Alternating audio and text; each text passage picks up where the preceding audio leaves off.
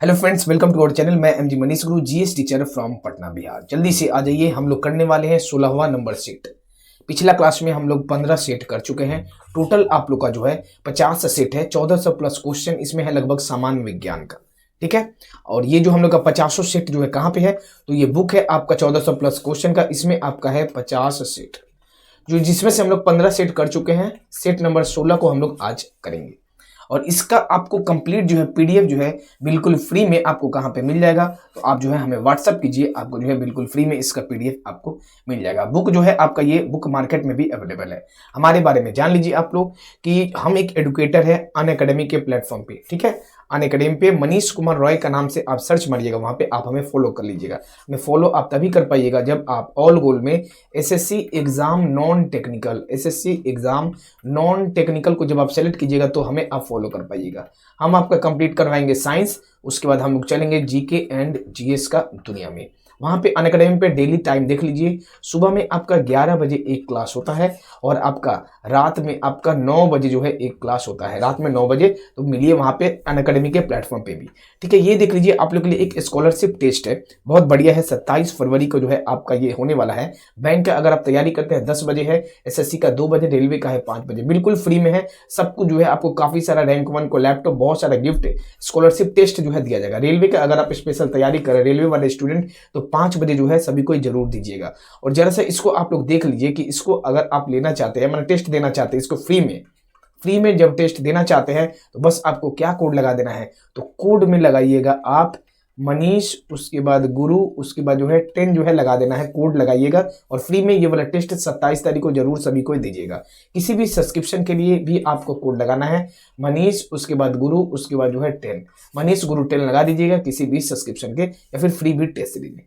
चलिए अब हम लोग स्टार्ट करते हैं। पहला नंबर क्वेश्चन पे आ जाइए। सेट नंबर, ये कौन सा सेट है? सेट नंबर 16 का जो है आपका पहला नंबर क्वेश्चन। आइए देखिए क्या दिया हुआ है। क्वेश्चन देखिए, पृथ्वी पर किसी वस्तु का द्रव्यमान आपका कितना है? 10 केजी। एम आपका है 10 केजी दिया हुआ है। पृथ्वी पर इसका भार कितना होगा? भार निकालना है। हम लोग सिंपली जानते हैं जी का वैल्यू कितना होता है, 9.8 मीटर प्रति सेकंड स्क्वायर। ठीक है, तो देखिए डब्ल्यू इक्वल टू भार बराबर क्या होता है, एम गुने जी। एम आपका कितना है, तो 10 दिया हुआ है, और जी कितना है, तो 9.8। जब कट जाएगा आपका कितना आ जाएगा, 98 न्यूटन आपका आंसर आ गया। बहुत सिंपल क्वेश्चन है, एग्जाम में आपका रिपीटेड है। जो भी क्वेश्चन अगर आपको समझ में नहीं आएगा, हम एक दिन आपका 50 सेट का आपका डाउट सेशन लगा के लाइव डिजिटल बोर्ड में हम आपका डिस्कशन करवाएंगे। तो इसका आंसर क्या आ जाएगा, 98 न्यूटन। आपका ऑप्शन नंबर बी जो है आपका सही उत्तर है। एक नंबर का क्या आ गया, 98 न्यूटन। ठीक है, 1 का बी आ गया आपका 98 न्यूटन। अगले क्वेश्चन पे आइए, इसका बताइए आंसर क्या आएगा। यदि 418 ओम प्रतिरोध वाली कुंडली में 1 मिनट के लिए 0.3 एम्पीयर की धारा जो है प्रवाहित की जाती है, तो उत्पन्न होने वाले तापीय ऊर्जा कितनी होगी? उत्पन्न होने वाले जो आपके तापीय ऊर्जा है कितना होगा? 2 नंबर का बताइए, जल्दी से सॉल्व कीजिए इसको और देखिए कि कितना है। आपको पहले ट्राई करना है, इसको सॉल्व कीजिए और देखिए कितना आएगा इसको। देखिए सबसे पहले फॉर्मूला आप जान लीजिए। एक फॉर्मूला होता है H equal to I square R E. H आपका आई कितना दिया है, देखिए आई तो आपका दिया है 0.3, यहाँ हम साइड में लिख देते हैं। अच्छा देख लीजिए, समझ ही जाइएगा। आई आपका कितना है, 0.3 का होल स्क्वायर। उसके बाद आपका इंटू आर, प्रतिरोध कितना है, तो 418 है। और आपका टी कितना है, तो टी आपका दिया है, टी आपका दिया, देखिए यहाँ पे टी आपका 1 मिनट मतलब 60 सेकेंड, 1 मिनट मतलब 60 सेकेंड मतलब 60। इसको एकदम सॉल्व कीजिए, आपका कितना आ जाएगा, 3 3 जा 9 3 जा 27, 0.27 गुने 418 गुने 60। इसको गुना कीजिए, जल्दी से सभी कोई गुना कीजिए। गुना करके देखिए कितना आता है। गुना कीजिएगा तो आएगा 2257.2 जूल आएगा आपका। ये जो आपका आया है जूल में, और हमको किस में निकालना है, कैलोरी में निकालना है। अब सिंपल है, आपका 1 कैलोरी बराबर कितना होता है, 1 कैलोरी बराबर कितना जूल होता है आपका, तो 4.184 जूल होता है। ठीक है, तो 1 जूल बराबर कितना कैलोरी आ जाएगा, मतलब 1/4.184 कितना आ जाएगा आपका, कैलोरी आ जाएगा। कैलोरी में हमको निकालना है, तो सिंपली ये जो जूल में आया है आपका 2257.2 जूल बराबर कितना आ जाएगा, बस कुछ नहीं, 2257.2 और बटे में कितना है 4.184 कैलोरी में आपका ये आ जाएगा। सॉल्व कीजिए, आराम से सॉल्व कीजिएगा तो आपका 539 कितना आ जाएगा 539,539.48 आएगा, जो कि अप्रोक्स आपका होता है 540 कैलोरी। क्लियर है? ऑप्शन नंबर ए जो है आपका सही उत्तर है। हम आपको बार बार रिपीट कर रहे हैं, आपको जरा सा भी डाउट लगेगा कमेंट बॉक्स में आप डाउट लिखिएगा, डाउट लिख के क्वेश्चन नंबर बैठा दीजिएगा। और हम जो है आपका पूरा एक जो है 50 सेट का 1 या 2-3 हम आपका डाउट सेशन भी चलाएंगे और डिजिटल बोर्ड में हम आपका लाइव करवाएंगे। ठीक है, चलिए आइए इसके बताइए। यदि किसी वस्तु और समतल दर्पण में बने उसके प्रतिबिंब के बीच की दूरी जो है 8.6 सेंटीमीटर है, तो वस्तु दर्पण से कितनी दूरी पर स्थित है?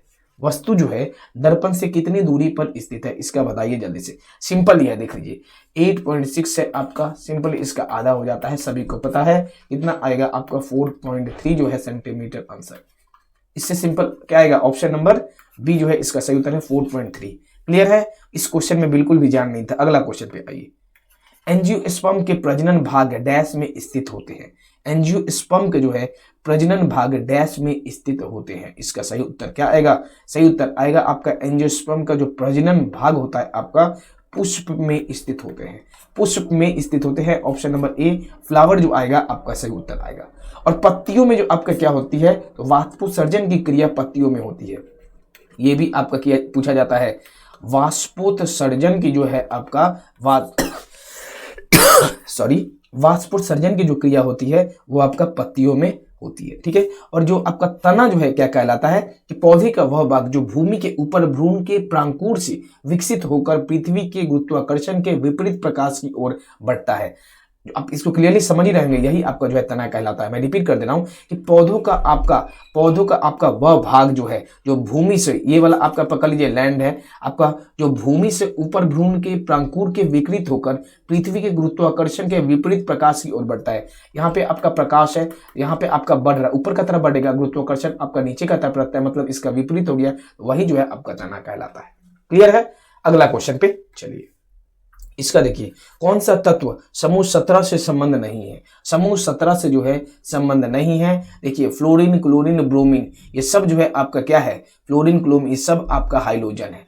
ये सब आपका जो है हाइलोजन है, जो कि आपका 17 को ही ना हाइलोजन कहते हैं, 17 वाले को ही कहते हैं समूह को, तो हाइलोजन है। आर्गन जो है आपका क्या है? ऑप्शन नंबर डी आपका सही उत्तर आएगा। आर्गन आपका क्या आता है? 18 नंबर ग्रुप के अंदर, जिसी को हम लोग क्या कहते हैं? Inert gas. इनर्ट गैस जो है आपका 18th। यहाँ पे अब देख लीजिए फ्लोरीन, क्लोरीन और ब्रोमीन। चलिए 17 नंबर पे सबसे पहले आइए, यहाँ पे आप 17 नंबर पे आइए। ये है आपका 17 नंबर, ये आपका 18 नंबर। फ्लोरीन हो गया, क्लोरीन हो गया, आपका ब्रोमीन, ये सब किसका है? ये सब आपका 17 नंबर है। ठीक है, और आपका ये क्या दिया हुआ है? आर्गन था ना, ये आर्गन देख लीजिए आपका आर्गन कहाँ पे है? तो 18th पे है। यही बस इसमें बताना है। डायग्राम को इसको जब देखिएगा, पीरियोडिक टेबल को एकदम दिमाग में बैठा लीजिए, आपका सॉल्व हो जाएगा। चलिए अगला क्वेश्चन पे हम लोग चलते हैं। कितना नंबर क्वेश्चन है हम लोग का? चौथा नंबर क्वेश्चन हम लोग कर चुके हैं, 5वां नंबर क्वेश्चन पे चलते हैं। चलिए ये आपका कंप्लीट है। अगले क्वेश्चन पे आइए। और 18वां नंबर जो ग्रुप है, इसी को क्या कहा जाता है? इसी को इनर्ट गैस कहा जाता है, 18वां वाला को। इसका बताइए आंसर क्या होगा? 30 kg का भार एक वस्तु पर इतना समान वेग के साथ आगे बढ़ रहा है, तो वस्तु का प्राप्त गतिज ऊर्जा, बहुत सिंपल है, गतिज ऊर्जा। देखिए हर एक जगह आपको 3 टाइप से मिलेगा, मैं हर एक सेट का यही बोल रहा हूँ। कुछ क्वेश्चन सिंपल रहेगा, कुछ क्वेश्चन मीडियम, कुछ क्वेश्चन हाई लेवल, ये सब आपका सिंपल ½ mv²। अब 50 सेट इतना कर लीजिएगा तो फिर सिंपल तो आपको लगेगा ही। चलिए हाफ है, m आपका कितना दिया है? m आपका दिया है 30 kg, m आपका 30 kg, 30 बैठा दीजिए। और आपका v कितना है? तो v आपका वेग कितना है? 5 मीटर प्रति सेकेंड। 5 गुने 5, 2 से 15 बार में कट जाएगा। ठीक है, अब जब सॉल्व कीजिए 6 नंबर का आंसर कितना आएगा? 6 नंबर का 15, 5 बार में 75 और 75 गुने 5 आपका कितना आ जाएगा? 375 जूल। 375 जूल आपका आंसर। ऑप्शन नंबर ए जो है आपका सही उत्तर है। 375 जूल ऑप्शन नंबर आपका ए जो है सही उत्तर है, 375 जूल। क्लियर? डाउट जहां भी लगे कमेंट बस करिए। पूरा आपका जब पूरा हम जिम्मेवारी लिए हैं तो पूरा आपका कंप्लीट भी करवाएंगे। यदि किसी दर्पण की फोकस लंबाई जो है 15 क्या है +15 है, तो यह है क्या है आपका? अवतल दर्पण, डबल लेंस, समतल दर्पण, उत्तल लेंस। 7 नंबर का जल्दी से बताइए आंसर क्या आएगा? 7 नंबर का जल्दी से। यदि किसी दर्पण की जो है फोकस लंबाई कितना है? तो +15 है, तो यह है आपका अवतल दर्पण, डबल लेंस, समतल दर्पण, उत्तल लेंस। 7 नंबर का जल्दी से आंसर बताइए क्या आएगा? सही उत्तर क्या जाएगा आपका? सही उत्तर है कि ऑप्शन नंबर डी जो आएगा आपका सही उत्तर आएगा, उत्तल लेंस। क्यों? क्योंकि आपका जैसे आप देखिए, यदि किसी दर्पण का जो फोकस लंबाई अगर आपका धनात्मक होगा, मतलब आपका पॉजिटिव होगा तो आपका क्या हो जाएगा? वो आपका आ जाएगा उत्तल लेंस, उत्तल लेंस। क्लियर है? पॉजिटिव जैसे देखिए मतलब आपका आएगा उत्तल लेंस। अगले क्वेश्चन पे आइए, इसका बताइए। कैल्शियम सल्फेट जो है आपका, क्या है आपका? Calcium sulphate. कैल्शियम सल्फेट, उसके बाद हेमीहाइड्रेट को भी इस रूप में जाना जाता है। बहुत सिंपल है, बस देखिए लैंग्वेज आपका जो है बदल दिया गया है। कैल्शियम सल्फेट हेमीहाइड्रेट को किस रूप में जाना जाता है? ऑप्शन नंबर ए आपका सही उत्तर है, प्लास्टर ऑफ पेरिस के रूप में आपका जाना जाता है। प्लास्टर ऑफ पेरिस को ही कैल्शियम सल्फेट हेमीहाइड्रेट के रूप में जाना जाता है। हेमी क्यों दे दिया गया? हेमी क्योंकि आधा वहां पे लग जाता है ना, आधा H2O आता है। देखिए फॉर्मूला पूरा आप देख लीजिए, CaSO4 डॉट हाफ H2O, यही जो है आपका plaster of Paris, calcium sulphate hemihydrate जो है यही आपका है। ठीक है, अच्छा आइए अब बेकिंग सोडा का जल्दी से जो है फॉर्मूला देख लीजिए। बेकिंग सोडा का फॉर्मूला क्या होता है? तो बेकिंग सोडा का सूत्र आपको क्या होगा? NaHCO3, NaHCO3 आपका होता है बेकिंग सोडा। ठीक है, अगले क्वेश्चन में चले हम लोग, अगले क्वेश्चन पे चलिए। अच्छा, एक जो आप लोग सुने होंगे ध्रुवन सोडा जो आपका होता है, क्या होता है? ध्रुवन सोडा Na2CO3.10H2O होता है। और कॉस्टिक सोडा आपका क्या होगा? कॉस्टिक सोडा आपका NaOH होगा, कॉस्टिक सोडा NaOH। ठीक है, चलिए अगले क्वेश्चन पे आइए, इसका बताइए। डैश यौगिक में एक कार्यात्मक समूह के रूप में माइनस, मतलब कुछ नहीं, आपका डैश OH है। ये कौन सा आपका ग्रुप के अंतर्गत आता है? 9 नंबर का सही उत्तर आ जाएगा, बहुत सिंपल है, आपका ब्यूटानॉल। जो भी आपका लास्ट में OH लग जाएगा, लास्ट में OH आ जाएगा आपका, बस वो आपका क्या हो जाएगा? वो आपका अल्कोहल ग्रुप के अंतर्गत आ जाता है, ब्यूटानॉल। ब्यूटानॉल का सूत्र क्या होता है? फॉर्मूला तो मीथेन इथेन प्रोपेन ब्यूटेन, मतलब 4 तो आपका कार्बन आएगा। ठीक है, अच्छा मीथेन इथेन प्रोपेन ब्यूटेन, देखिए CH3 CH2 CH2, उसके बाद क्या आ जाएगा? OH आ जाएगा, OH आ जाएगा। क्लियर है? ब्यूटानॉल आ जाएगा आपका। यहाँ पे क्या आएगा? यहाँ पे 4 ना कार्बन आएगा, CH3 CH2 CH2 OH, butanol आपका आ जाएगा। ठीक है, और आगे बढ़े हम लोग। अच्छा, इथेनॉइक जो है आपका इथेनॉल का, या फिर कह सकते हैं हम लोग कार्बनिक अम्ल जो है, कार्बनिक अम्ल जो दिया हुआ है आपका, कार्बनिक एसिड है, इसका क्या है? C6H5। अच्छा, यहाँ पे तो एसिड का बात किया गया है ना, चलिए ये सब आपका अलग है, कार्बनिक एसिड का आपका ये सब अलग है। अगले क्वेश्चन पे चलिए हम लोग, अगले क्वेश्चन पे देखते हैं। अच्छा, एसिटिक अम्ल जो है, बहुत सोचिएगा, एसिटिक अम्ल का सूत्र क्या होता है? लिख सकते हैं, एसिटिक अम्ल का होता है CH3COOH, CH3COOH आपका होता है एसिटिक अम्ल का। अगले क्वेश्चन पे चलिए, COOH आ जाएगा ना, तो वो आपका अम्ल के अंतर्गत आते हैं। इसका बताइए जल्दी से। अच्छा, डाउट होगा इसमें कमेंट कीजिएगा, हम आपका इसका डाउट सेशन में इसको देख लेंगे दोबारा।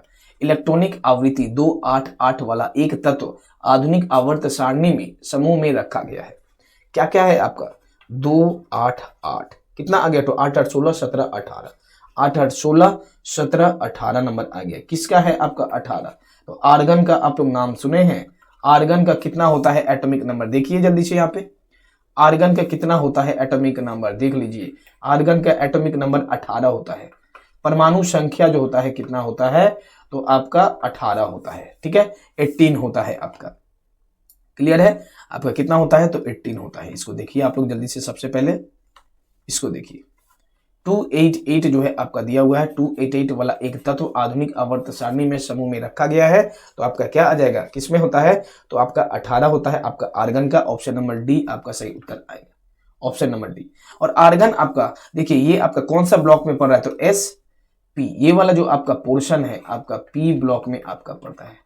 ये भी आपका पूछा जाएगा, ये आपका P ब्लॉक में। और पूरा देख लीजिए कि 18वां ग्रुप जो आता है, 18 के तत्व कौन कौन से हैं? तो हीलियम, नियन, आर्गन, क्रिप्टन, जेनन, रेनन, ऑस्मियम। ठीक है, अगले क्वेश्चन पे चलिए। यहां से बस आप लोग इसको नोट डाउन कर सकते हैं कि यह इसका जो अगर आपसे पूछ दिया जाए इसका ब्लॉक कौन सा आएगा, तो आपका P ब्लॉक आ जाएगा, P ब्लॉक। अगले क्वेश्चन पे आइए।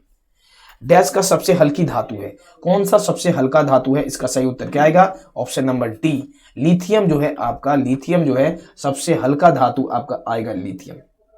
सबसे हल्का धातु आपका क्या आ जाएगा? लिथियम आ जाएगा। ठीक है। और अगर आपसे पूछ दिया जाए सबसे भारी जो है, भारी क्या, सबसे भारी धातु जो अगर आपसे पूछ दिया जाए तो ऑस्मियम आएगा। क्या आ जाएगा, तो ऑस्मियम जो आएगा आपका सबसे भारी धातु ऑस्मियम। द्रव अवस्था में जो है पाए जाने वाले धातु कौन सा है, द्रव अवस्था में सभी को पता है कि मरकरी है आपका द्रव अवस्था में पाए जाने वाले धातु। सबसे कठोर अगर धातु पूछ दिया जाए, ये सभी को नोट डाउन कीजिए, कठोर जो है अगर आपसे धातु पूछ दिया जाए तो क्या आएगा सबसे कठोर, तो प्लेटिनम, पीटी जो है आपका प्लेटिनम आ जाएगा। ठीक है, प्लेटिनम आएगा। अगले क्वेश्चन पे आइए, इसका बताइए थायरोक्सिन के संश्लेषण के लिए डैश आवश्यकता है। थायरोक्सिन का संश्लेषण के लिए क्या आवश्यकता है, आपका सही उत्तर क्या आएगा, तो सिंपल बात है, ऑप्शन नंबर ए आपका सही उत्तर आएगा। आयोडीन जो है, आयोडीन का आवश्यकता पड़ता है। ऑप्शन नंबर कौन सा सही उत्तर है, ऑप्शन नंबर ए जो है सही उत्तर। आयोडीन का अगर आपसे परमाणु संख्या पूछा जाए 53 होता है, सोडियम का कितना होता है 11। इतना हम परमाणु संख्या पे इसलिए जोर दे रहे हैं क्योंकि आपका किसी न किसी का सेट में कुछ ना कुछ तो आ ही जाएगा, परमाणु संख्या हर एक का सेट में आपका रहेगा। कैल्शियम का आपका परमाणु संख्या कितना होता है, तो कैल्शियम का आपका 20 होता है। तो थायरोक्सिन के लिए संश्लेषण के लिए आयोडीन जो है आवश्यकता होती है। अगले क्वेश्चन पे आइए, डैश उत्तक हमारे मुंह की आंतरिक स्तर को बनाता है, आंतरिक स्तर को बनाता है, इसका सही उत्तर क्या आएगा बताइए। डैश उत्तक, कौन सा उत्तक, तो जो है सरल squamous epithelium. Option number A आपका सही उत्तर है, सरल स्क्वैमस एपिथेलियम जो है उत्तक हमारे मुंह के आंतरिक स्तर को जो है बनाता है। आपका सरल स्क्वैमस क्या दिया है, सॉरी, सरल स्क्वैमस एपिथेलियम जो है क्या करता है, आंतरिक स्तर को बनाता है। ऑप्शन नंबर ए आपका सही उत्तर है। अगला क्वेश्चन पे आइए, देखिए नेक्स्ट क्वेश्चन क्या है। सर्किट में श्रृंखला में प्रतिरोधकता जुड़े होते हैं तो सर्किट के माध्यम से धारा का मान क्या होगा। जैसे आपका श्रृंखला में जुड़ा रहेगा, तो श्रृंखला में जुड़ा रहेगा तो 14 नंबर का सिंपली आपका आंसर क्या आ जाएगा, एक ही रहता है। आपका क्या आ जाएगा, एक ही रहता है। ऑप्शन नंबर सी आपका सही उत्तर है। सर्किट के माध्यम में धारा का मान, आपका करंट जो है श्रृंखला में, करंट आपका, धारा आपका जो है सेम रहता है। ठीक है, सेम रहता है। और वोल्टेज आपका चेंज होता है, वोल्टेज आपका चेंज होता है। तो आपका एक ही रहेगा। जैसे आपका श्रृंखला में रहे, सर्किट में श्रृंखला में प्रतिरोध जुड़े होते हैं तो क्या होगा, करंट आपका सेम रहेगा, करंट आपका चेंज नहीं होगा लेकिन वोल्टेज आपका चेंज होगा। इसका उल्टा आपका पैरेलल कॉम्बिनेशन में, लेकिन श्रृंखला का बात किया गया है तो श्रृंखला में आपका धारा जो है सेम रहता है। इसका बताइए, जब सोडियम सल्फेट समाधान बेरियम क्लोराइड के विलयन के साथ मिलाया जाता है तो 15 नंबर का बताइए आंसर क्या आएगा। जब सोडियम सल्फेट जो है समाधान बेरियम क्लोराइड के विलयन के साथ मिलाया जाता है तो 15 नंबर का क्या आएगा आंसर। आपका सही उत्तर क्या आ जाएगा, ऑप्शन नंबर कौन सा, जब सोडियम सल्फेट समाधान बेरियम क्लोराइड के विलयन के साथ मिलाया जाता है तो इसका आंसर आ जाएगा बेरियम सल्फेट बनता है। ऑप्शन नंबर डी आपका सही उत्तर है। देखिए इसको लिख लेते हैं हम लोग, देखिए पूरा इक्वेशन को समझिएगा। जब सोडियम सल्फेट का फॉर्मूला क्या होता है, Na2SO4 को किसके साथ मिलाएंगे, बेरियम क्लोराइड, BaCl2, तो मिला देंगे तो उसमें विलयन के साथ मिलाया जाता है तो क्या होगा, बेरियम सल्फेट बनता है, बेरियम सल्फेट, BaSO4 का जो है आपका निर्माण होता है। ऑप्शन नंबर बेरियम सल्फेट का आपका ये फॉर्मूला है। ऑप्शन नंबर डी आपका सही उत्तर है। क्लियर है, आशा करते हैं सभी को जो है क्लियरली समझ में आ रहा होगा। बताइए निम्नलिखित में से कौन सा क्षारीय मृदु धातु एक उदाहरण है। क्षारीय मृदु धातु जो है आपका एक उदाहरण है, जल्दी से बताइए इसका सही उत्तर क्या आएगा। 16 नंबर का, जल्दी से 16 का आपका सही उत्तर क्या जाएगा, ऑप्शन नंबर बी, मैग्नीशियम जो आएगा आपका सही उत्तर आएगा। मैग्नीशियम जो है आपका सही उत्तर है। ठीक है, जल्दी से यहाँ पे आइए। सबसे पहले देखिए इसमें पीरियोडिक टेबल में आपका क्या क्या दिया गया है। मैग्नीशियम आपका यहाँ पे है, उसके बाद क्या है, बेरियम, मैग्नीशियम, कैल्शियम, है ना ये सब। उसके बाद क्या है, स्टैंडियम, उसके बाद बेरियम, उसके बाद रेडियम। ये सब जो है आपका कौन से आपके किसके अंतर्गत आ रहा है, तो आपका टोटल आपका 18 ग्रुप होता है तो सेकंड ग्रुप के अंतर्गत आ रहा है ना, सेकंड ग्रुप के अंतर्गत आता है। तो सेकंड ग्रुप को ही हम लोग क्षारीय मृदु धातु जो कहते हैं, जो कि मैग्नीशियम आपका सेकंड ग्रुप में दिया हुआ है, क्षारीय मृदु धातु। ठीक है, देख लीजिए इसको, आप लोग इस चीज को समझ लीजिए। क्षारीय मृदु धातु का बात करें तो क्या आएगा आपका, मैग्नीशियम जो है आपका सही उत्तर आएगा पूरा आपका। और क्षारीय मृदु धातु कौन कौन सा होता है सभी बता दिए, आपका ग्रुप 2 के अंतर्गत आता है, ग्रुप 2 के अंतर्गत आता है। ठीक है, और इसका आपसे अगर पूछ लिया जाए तो वर्ग 2 का जो पूरा आपका ग्रुप 2 का पूरा का सभी का अगर वैलेंसी पूछ दिया जाए, वैलेंसी मतलब यहाँ पे हम लिखते हैं, देखिए ग्रुप 2 का अगर आपसे, ग्रुप 2 का टोटल आपका 18 ग्रुप होता है, तो ग्रुप 2 का अगर वैलेंसी अगर आपसे पूछ दिया जाए, वैलेंसी और वैलेंस इलेक्ट्रॉन, वैलेंस इलेक्ट्रॉन इसी को क्या कहते हैं, संयोजकता, संयोजकता और संयोजी इलेक्ट्रॉन पूछ दिया जाए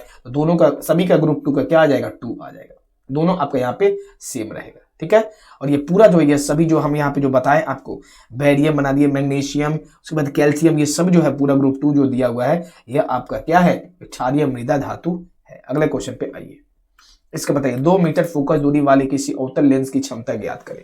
बहुत सिंपल है, P equal to 1/f, P equal to 1/f 1/2, कितना आ गया आपका 0.5 आया, 0.5 डेप्टर आपका जो है आंसर आ गया 17 नंबर का। लेकिन लेकिन लेकिन यहाँ आपका साइन क्या आएगा, अवतल लेंस का बात किया गया है, तो अवतल लेंस में आपका फोकस यहाँ पे क्या आ जाएगा, यहाँ पे नेगेटिव आ जाएगा, मतलब -0.5 डेप्टर। अवतल लेंस जैसे आएगा तो नेगेटिव आ जाएगा, आपका ऑप्शन नंबर ए जो है आपका सही उत्तर है, -0.5 डेप्टर आपका सही उत्तर। अगले क्वेश्चन पे आइए, इसका बताइए, इसका आंसर F1 पीढ़ी में डैश विशेषता अधिक प्रभावी होती है और स्पष्ट रूप से देखी जा सकती है, स्पष्ट रूप से देखी जा सकती है। इसका आंसर क्या आएगा आपका, 18 नंबर का सही उत्तर है ऑप्शन नंबर डी, प्रवाही जो है आपका सही उत्तर है। F1 जो पीढ़ी में आपका प्रभावी विशेषता अधिक प्रभावी होती है और स्पष्ट रूप से देखी जा सकती है F1 पीढ़ी में। नेक्स्ट क्वेश्चन पे आइए, इसका बताइए डैश और डैश उत्तक की कोशिका है, जीवित कोशिका होती है।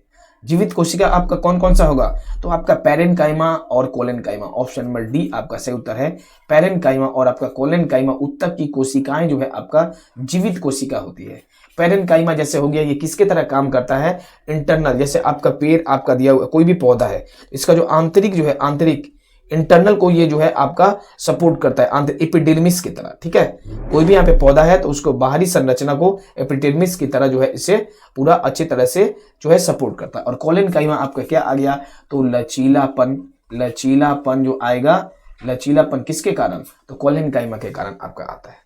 और स्केलेनकाइमा तो सभी को पता है, स्केलेनकाइमा क्या आ जाएगा, दृढ़ता और कठोर, कठोर और दृढ़, बहुत बार रिपीट किए हैं आपका। अगले क्वेश्चन पे आइए, केल्विन पैमाने में 100 डिग्री सेल्सियस का मान होता है। केल्विन में सिंपली देखिए 100 डिग्री सेल्सियस के साथ जब 273 को जोड़ दीजिएगा, 273 को जैसे आप जोड़ दीजिएगा तो केल्विन में आ जाएगा 373 केल्विन, आपका आंसर आ गया। बस कुछ नहीं करना है आपको, कुछ नहीं करना है, बस 273 को इसमें आप जोड़ दीजिए, कितना आ गया आपका 373, ऑप्शन नंबर डी जो है आपका सही उत्तर है। बहुत सिंपल है, कुछ भी यहाँ पे हार्ड नहीं है और हमको लग रहा है सभी को ये समझ में आ गया होगा। इसका बताइए जब किसी तीर को उसके धनुष से छोड़ा जाता है तो उसकी ऊर्जा जो है रूपांतरित हो जाती है किसमें, जब तक आप धनुष को जो है छोड़े नहीं है तब तक उसमें स्थितिज ऊर्जा है, छोड़ने के बाद आपका क्या हो जाएगा, उसमें आपका गतिज ऊर्जा आ जाएगा। तो 21 का आपका आंसर क्या है, स्थितिज ऊर्जा से, स्थितिज ऊर्जा से गतिज ऊर्जा में, स्थितिज ऊर्जा से गतिज ऊर्जा में। अब जल्दी से जरा सा देखिए आप लोग, स्थितिज ऊर्जा का एग्जाम्पल आपका क्या क्या आएगा कि आपका तना हुआ धनुष या स्प्रिंग, एक आपका तना हुआ है, मैं एक बार रिवीजन करवा दे रहा हूं, तना हुआ धनुष या फिर आपका क्या हो गया, या फिर आपका स्प्रिंग, तना हुआ धनुष या फिर स्प्रिंग आपका गतिज ऊर्जा का उदाहरण है। तना हुआ गुलेल, उसके बाद हाथ में पकड़ा हुआ पत्थर, क्यों, क्योंकि उसमें गतिज नहीं है, और गति माने गति नहीं है उसमें, सिंपली तो वो स्थितिज ऊर्जा है। और गतिज ऊर्जा का एग्जाम्पल आपका क्या आ जाएगा, जमीन में दौड़ता लड़का, उसमें आपका मोशन आ गया, जमीन में दौड़ता लड़का आ गया, चलती हुई बस या ट्रेन, वो सब क्या आ जाएगा आपका गतिज ऊर्जा। और यांत्रिक ऊर्जा क्या होता है, मैकेनिकल एनर्जी उसी को कहते हैं, जो कि गतिज ऊर्जा प्लस स्थितिज ऊर्जा रहे उसको क्या कहते हैं, यांत्रिक ऊर्जा कहते हैं। यांत्रिक ऊर्जा का एग्जाम्पल छत पर दौड़ता लड़का हो गया, चलता हुआ पंखा हो गया, उड़ता हुआ हेलीकॉप्टर हो गया, लुढ़कता हुआ वस्तु। कैसे, क्योंकि जब कोई भी वस्तु आपका लुढ़केगा तो कोई यहाँ पे वस्तु है, तो जैसे आपका यहाँ पे लुढ़केगा तो एक तो यहाँ पे आपका इसमें गति आ गया और एक आपका इसमें ऊंचाई आ गया, तो ऊंचाई के लिए आपका स्थितिज ऊर्जा और आपका गति आ गया, गतिज के लिए गतिज ऊर्जा, तो इसमें क्या हो गया, लुढ़कता हुआ कोई भी वस्तु या फिर पत्थर, उसमें क्या आ जाएगा आपका यांत्रिक ऊर्जा। क्लियर है सभी का।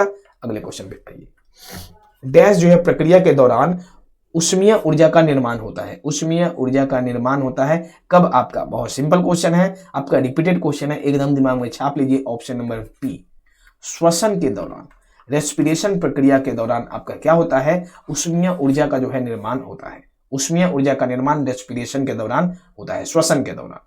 चलिए इसका बताइए अगला क्वेश्चन। यदि तरंग जो है 2.5 सेकंड है तो 20 कंपन पूरे करती है तो इसकी आवृत्ति, मतलब f इक्वल टू 1/t आवृत्ति सभी को पता है, मतलब 1/2.5 और कितना बार में है आपका, तो 20 कंपन है, मतलब 20 से गुना कर दीजिए, तो 1/25 गुने 20 गुने ऊपर आपका पॉइंट चला जाएगा 10, तो कितना आ गया देखिए 25 से 5 5 या 25, 5 4 या 20, 5 2 1 में 4 दूनी 8 हर्ज आपका सिंपली आंसर आ गया। सभी क्या क्लियर होगा, 8 हर्ज आपका ऑप्शन नंबर सी आपका सही उत्तर है।